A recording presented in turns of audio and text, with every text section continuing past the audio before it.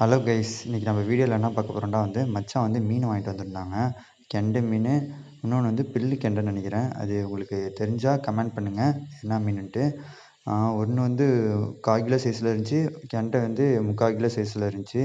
நம்மளே வெட்டுறதுக்கு இறங்கியாச்சு.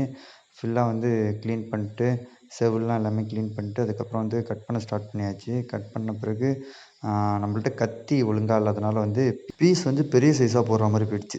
சரி நம்ம தான் சாப்பிட போகிறோன்ட்டு சரி அப்படியே போட்டாச்சு. உங்கள் ஊர் சைட்லலாம் கெண்டை மீன் கிலோ என்ன ரேட்டுன்ட்டு கமெண்ட் பண்ணுங்கள். எங்கள் ஊர் சைடில் நான் உங்களுக்கு அப்கமிங் வீடியோஸில் உங்களுக்கு நான் சொல்கிறேன். 2 மீன் மண்டையும் நம்ம குழம்புல போட்டாச்சு.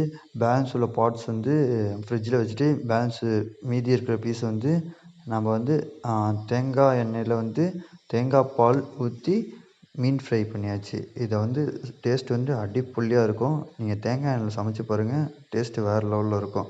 ஓகே கைஸ், இதே மாதிரி இன்னொரு ஷார்ட்ஸ் வீடியோவில் சந்திப்போம். ஓகே, பாய் பாய்.